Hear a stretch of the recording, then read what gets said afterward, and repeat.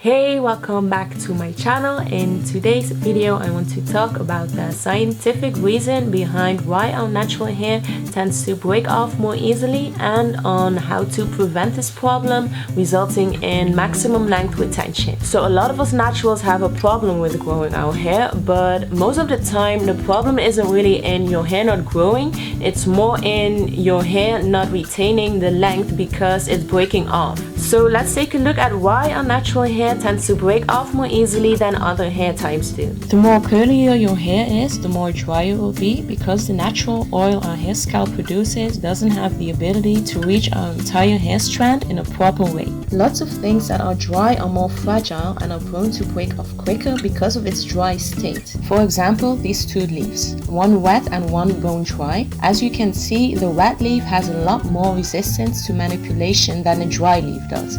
So the dry leaf is more damaged and broken, and it's exactly the same for our hair. Also, your hair at the roots is less fragile than your hair at the ends. This is due to the fact that your hair cuticles that actually work as a shield to protect your hair wear off over time, resulting in the ends of your hair being thinner and more fragile than the rest. And since type 3 and type 4 hair are already dry of nature, especially your ends have a higher chance of breaking off than other hair types. If you are interested in learning more about the scientific reason behind all natural hair related stuff, I have a playlist you can check out, and please subscribe if you would like to see this type of content more in the future. Now, what can you do to make sure that you are actually retaining that hair length? The first one is to try to really minimalize the usage of hairbrushes, because I really feel like hairbrushes in general are just not made for our hair type.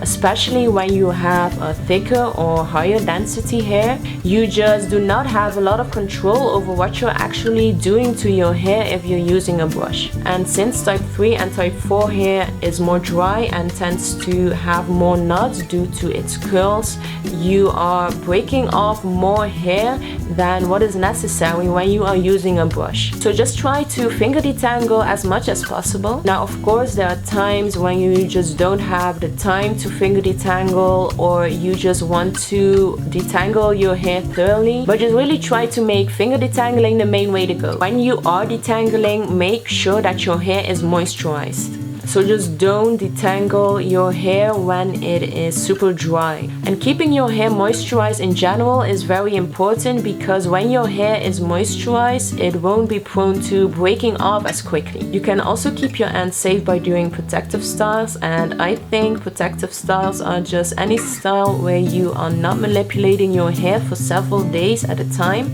and you are just letting your hair be. It's also best to protect your hair when you're sleeping, because sleeping on your hair causes a lot of friction that results in hair tangles and in hair breakage. So for example, you can wear your hair in a pineapple or like in a silk bonnet. What's also important is to trim your hair when you think it's needed, because if you don't trim those split ends, they will just keep splitting up the hair strand, and that will result in eventually having more hair breakage. So overall, just try to keep those ends safe and protected and healthy, because if you are retaining length, that just means that your hair is growing. So that's it for today's video. Please like and subscribe if you enjoyed watching. Bye!